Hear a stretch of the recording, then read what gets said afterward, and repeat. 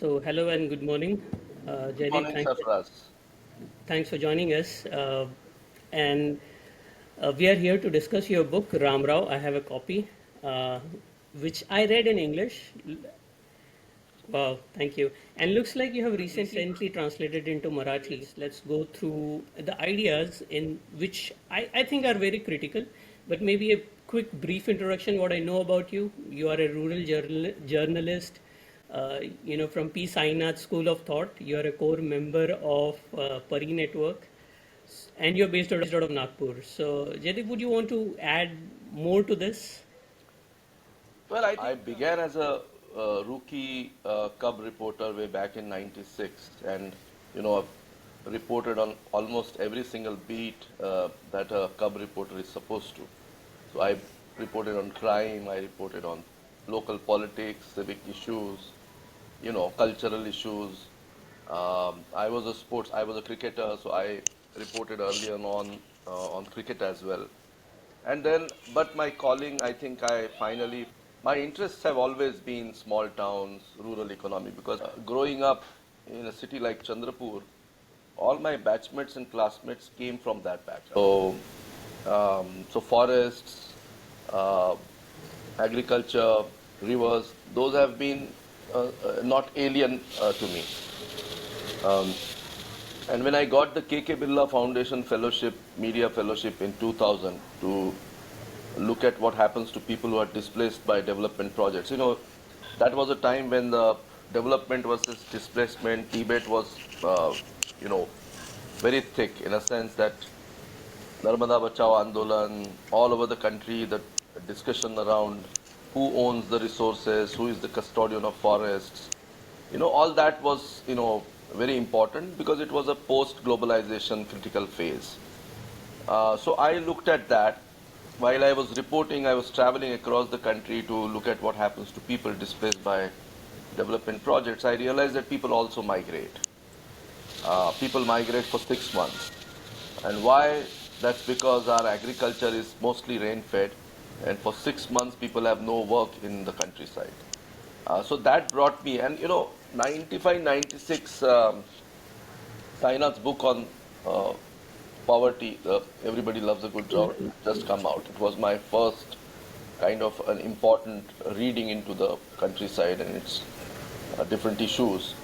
Uh, and Sainath was at that point in time was also reporting on what was going on in Andhra Pradesh, the combined Andhra Pradesh. Right. And farm suicides had just begun. It was all over in Vidharbha. So I also began to kind of try and my attempt was to understand what was going on. So I was reading Sainath, I was reading many others, and I was tracking local reports. It was not really big issue at that point of time, but when I traveled around in cotton areas, um, I realized that something big is going on. I didn't understand its economic, political, social angles. What I found phenomenal was that farmers were leaving suicide notes and were scribbling their thoughts just before they took that extreme step. So I stayed with the story. Not that all the newspapers I worked with were interested in it, but I was interested in it. And after 2002, it so happened that um, Sainath and I mean, he took me along on those journeys. Began to learn, pick pieces of what this issue is. And I think 2002 onwards, very meticulously, every single aspect of it was, I tried to understand what was happening to children, what was happening to women, why was cotton in such distress? Is it only cotton? Or is it only my region? Or is it. So, uh, the only constant has been that I stayed with the story. I'm still on the story. Right, Uh, not moving with the headlines actually. yeah, I don't go by the headlines, but every single year, newer processes are Right. unfolding before me. Like So, today, so, it's so Jay, climate change. right, exactly, and JD, of course, that is what kind of, that is what I found that in your book you have, we have lot of aspects. It's though the main protagonist in your story is Ramrao, who is a suicide survivor, who is in agrarian distress, farm distress. And before we talk about more about Ramrao as a person and what you brought you to that story, I think it's important to set the context in terms of Vidharbha as a region, right? And Yeah. I think you do mention about it. You kind of take us through the history, though very briefly, but I think Vidarbha and I think it was erstwhile Berar. That's how it was called. It was a cotton-rich growing. And then it also had its own importance in the British era when the cotton was exported to Manchester and to the European markets. And somehow, as you just mentioned, after globalization, it kind of lost its luster, right? So what happened, in last, let's say 30, 40, 50 years, or maybe even 30 years for that matter, that Vidarbha lost its charm and the luster? I think it has to do a lot with how our economy remodeled or completely transformed nationally, globally, and then locally. See, the whole uh, modern history starts with the process of industrialization, and my next book is going to deal with that. Before, say, 1850s, if you look at Vidarbha's agriculture pattern, it was not predominantly of cotton. Cotton was an intercrop, but there were a lot of food crops. Cotton consumers were mostly the handloom weavers. So the regions like Andhra Pradesh or many other parts of the country, handloom was the major consumer, and therefore cotton to garment story existed in its own. It had its own value chain, like it was ginned, and it was the cotton seed was separated. It was used for both the oil purposes, edible oil purposes, as well as cattle feed. The leftover, and the cotton went into the making of handlooms. But that cotton was the local cotton or the cotton arboreum, the Indian variety, what we call the Desi variety. Post industrialization, because the cotton processing went on to machines, and Europe virtually took over the cotton trade.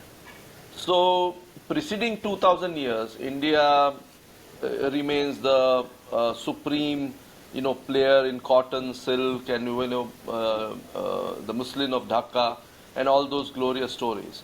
But 1850 onwards, the game changes, and suddenly you find that in India, I mean, from 1750 to 1850, in those 100 years, we just lose our way in the global trade, and the industrialization in Europe takes over. But then it also brought about changes in the quality of cotton. Most of these industries needed long staple cotton. Ours was a small staple cotton. The thread was a smaller length, not the longer length, but the machines needed the long length. And then the American Civil War happens, and Manchester, Liverpool, and all those textile hubs begin to suffer from the lack of supplies from US. That's when the British Empire began to experiment with American cotton, planting of American cotton in different colonies. And they found that some of these colonies, including India, were conducive to growing long staple cotton. And Vidarbha was part of it. And there's a huge voluminous reports on these experiments being, and the Queen of England being briefed by the agriculture scientists of that time or the East India Company of what was happening, what were the findings. And it's a fascinating treatise, fascinating to read how Vidarbha or Berar, as they would call, the soil suited American cotton. So cotton was planted, American cotton was brought in, the germplasm was brought in, and it was planted. And to ship this cotton, the whole train, networks were laid. It was not for some welfare or charity purposes that the British laid first railways in Berar. The purpose was of trade, mainly cotton. Yeah, so just to recap and recapture, the whole process of industrialization saw the massive transformation of both the the way the cotton chain existed in India for previous couple of millennia. And post industrialization, it's a rapid phase of development and rapid phase of changes in production systems. You also see commensurate legal and statutory provisions coming alongside new administrative setup. So for instance, Indian cotton textile industry starts taking shape in 1850s, but it was not until 1875 that you have had a boom in textile industry. That was because by that time, the Civil War had ended and the American cotton supplies had been restored. So between 1850, 1860, around 1865, Bombay just bled. Hundreds of traders who were sitting on cotton, they started committing suicide. There were many reported cases. So the Bombay was in meltdown because Bombay was the hub. Bombay and Ahmedabad were the hub of cotton trade, and they were left with massive amounts of cotton. So that's when you begin to see Indian capitalists entering into cotton trade, or not cotton trade, but cotton textiles. And then a lot of changes happen. The British sort of give permissions to start these integrated textile mills. So you see Bombay and Ahmedabad really originate sort of booming as textile hub. And by 1900s, you have more than 100 mills in the country. So in a very short span, suddenly the textiles boomed, and now these textiles also needed long staple cotton. But in a region like Vidharbha, cotton never was grown on more than 30% of land, meaning there was no monocropping. It was always food crop, edible oil crop, and cotton. And remember, this was basically cotton is a very dry land crop. It's not unlike irrigated, watered plants. These plants grow on dry land conditions, and it stays pretty much the same way.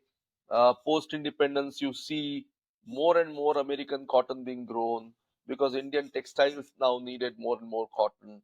And for the between 1950 and 2000, a lot of changes take place. The cotton monopoly procurement scheme comes. So the socialistic era sees the boom in textile unions. Then you see on the one side you have a sort of monopoly cotton procurement scheme in states like Maharashtra, which means that even farmers had some sort of refuge and some cushion from international market.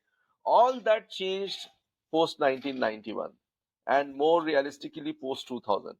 So until from 1950 to 2000, you have a different phase.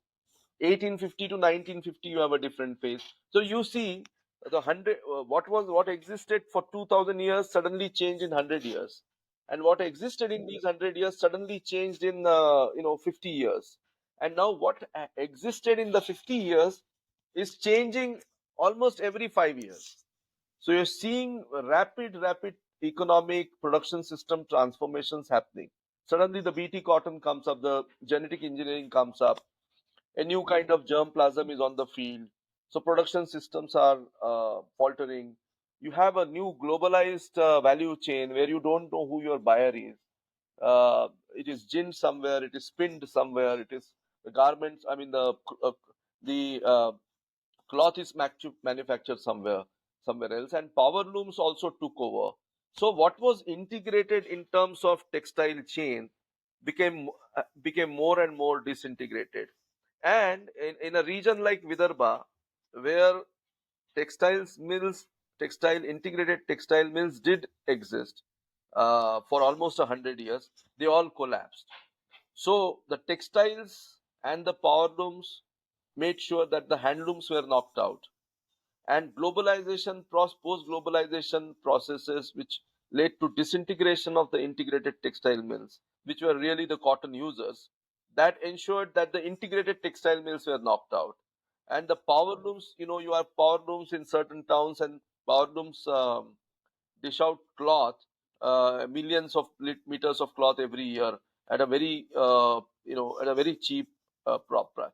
So Vidarbha's cotton producer actually remained a primary producer. He could never leverage the cotton to cloth value chain, in terms of how it increases in monetary value.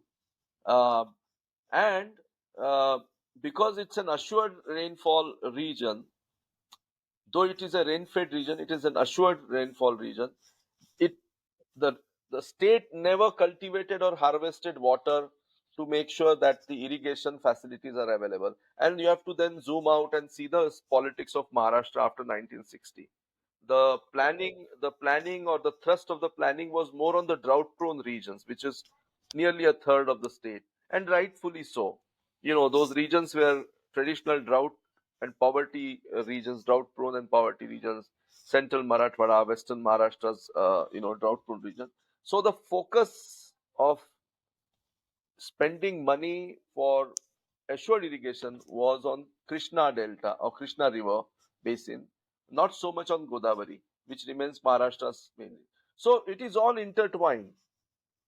The crisis of cotton and crisis in Vidharbha, you cannot see in isolation.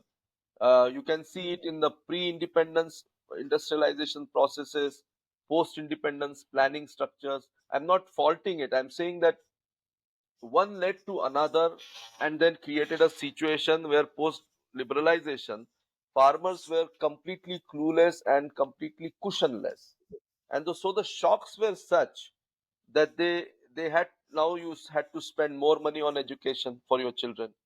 You had to spend more money on your life, on sustaining your lifestyle, whatever little lifestyle you have.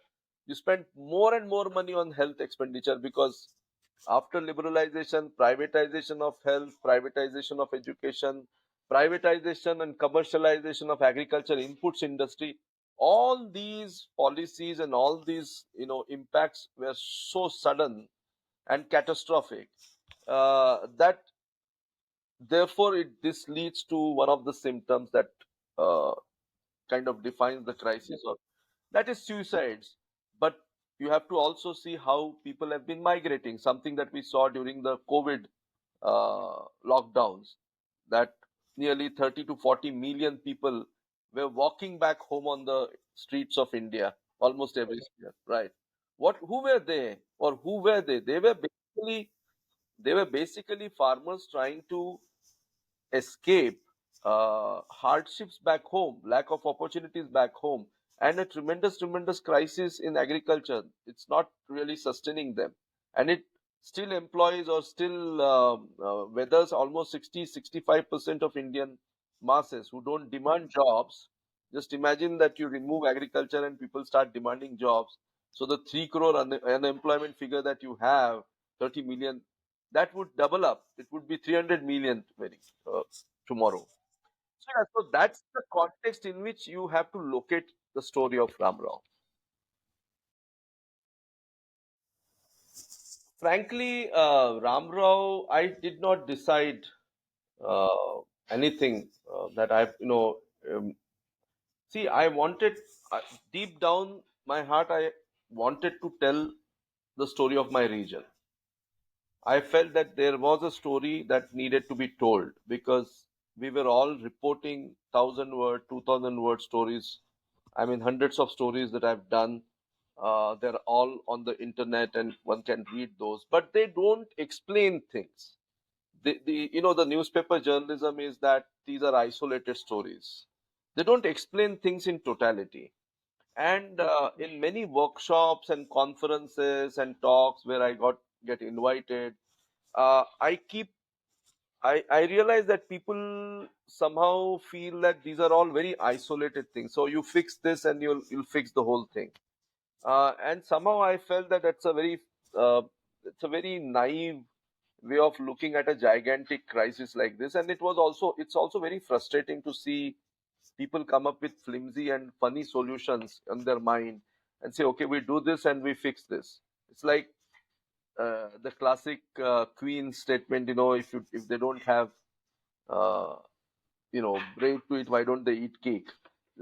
Something like that.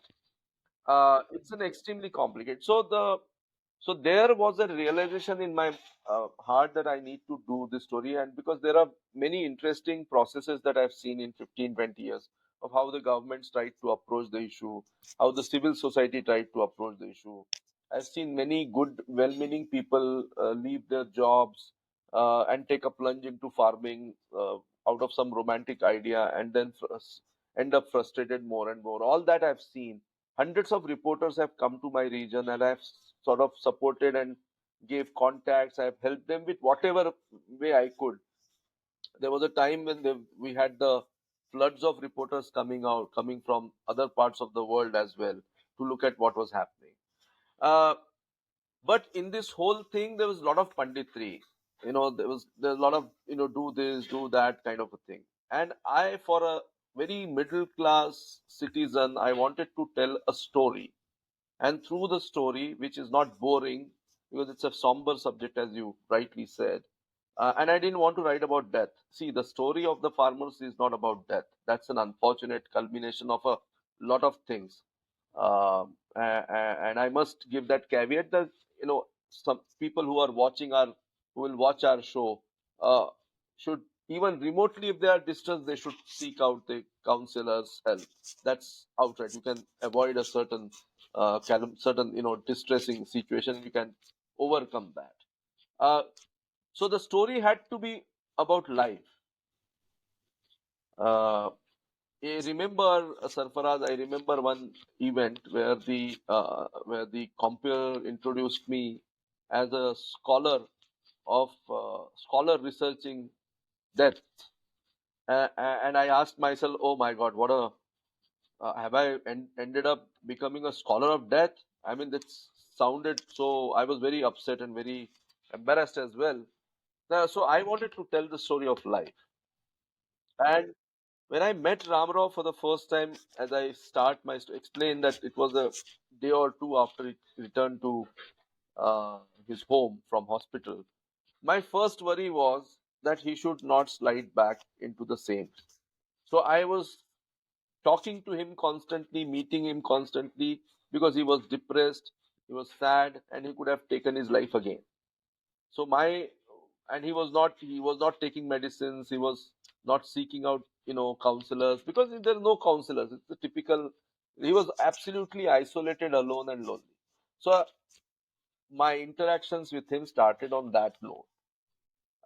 And then when he began to share the insights about his life, and when I started making forays and efforts to understand his economics side of it, his social side of it, and when we became enough, I think I decided to write the book. I had some inclination that he is someone who can tell the story of the rest of the farmers.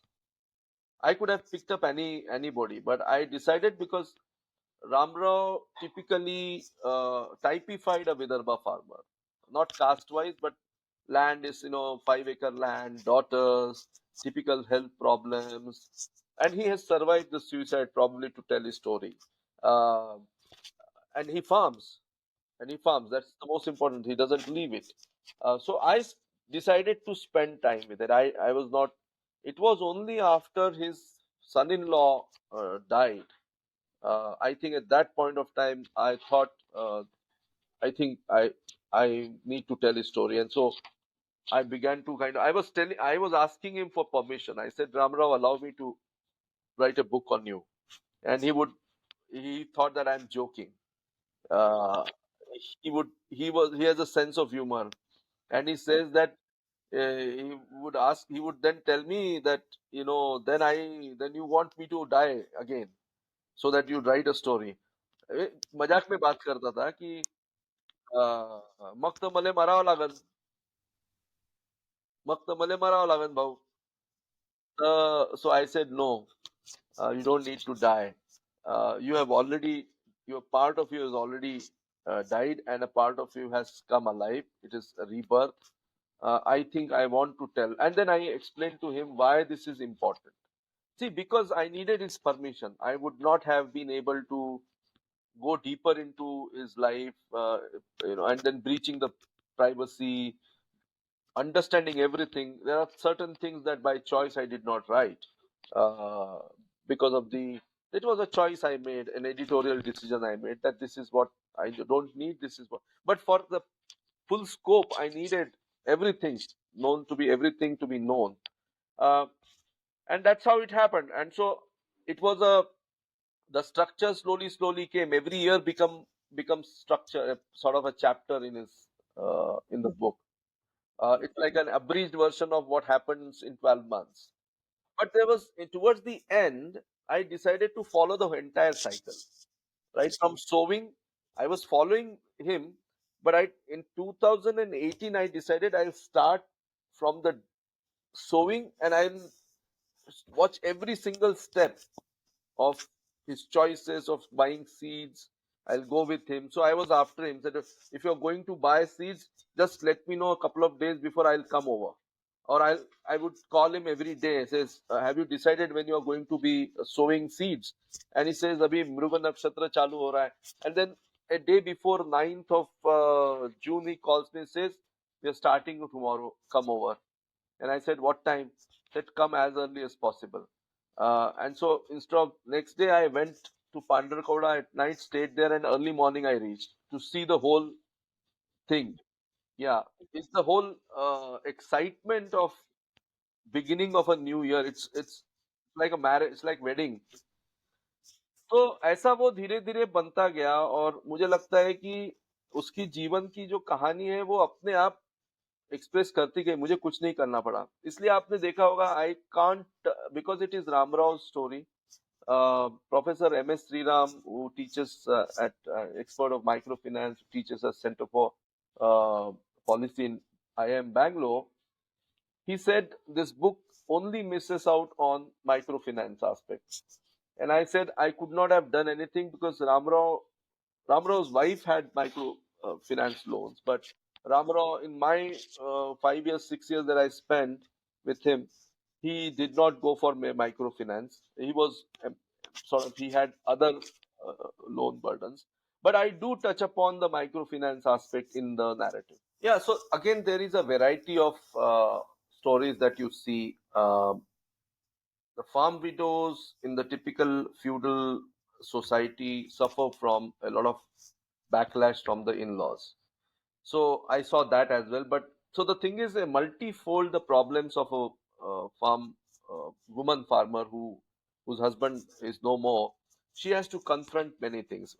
She has to confront the issue of indebtedness. She has to confront the issue of raising children. In the last 25 years, younger and younger farmers have been committing suicide. When I in 96, you would see 50s, 60s farmers in their 50s and their 60s kill themselves.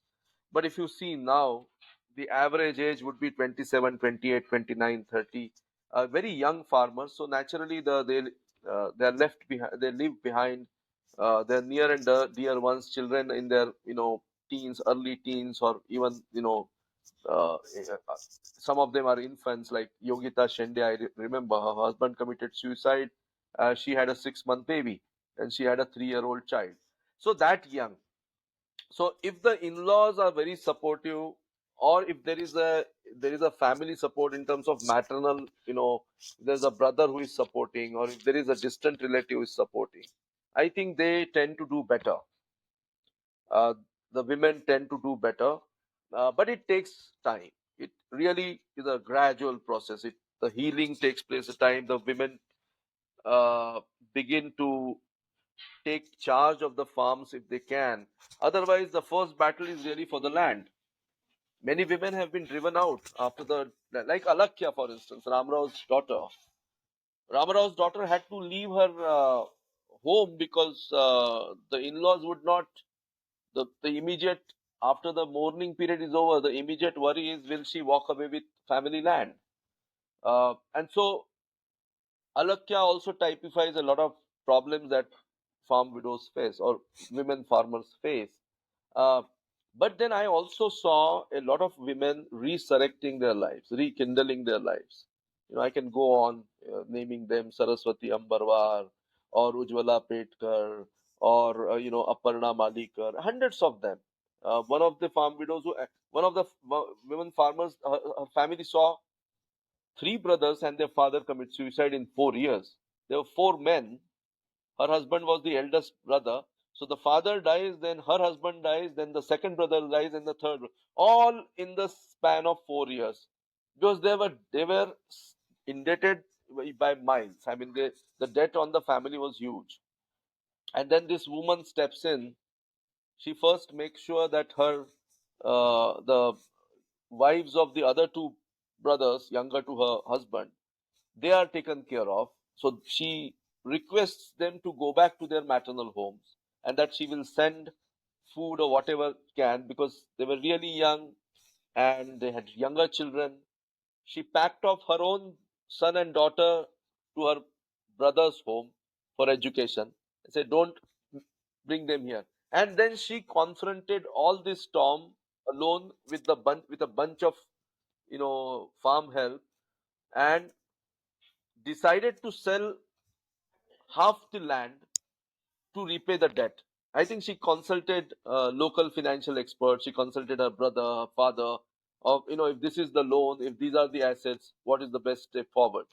And then she decided to sell. She brought her younger sisters, meaning the two other the wives of the two other brothers. Her own mother-in-law was alive. She brought them all on board and said, "Listen, this is the loan. I think we are better off without loan." And from 25 acres of land, she cut down, she sold the land, repaid the loan, raised some working capital, and then began to farm. 3 years ago, Maharashtra government awarded her with the Best Farmers Award, or Krishi Bhushan Award, for turning around the life.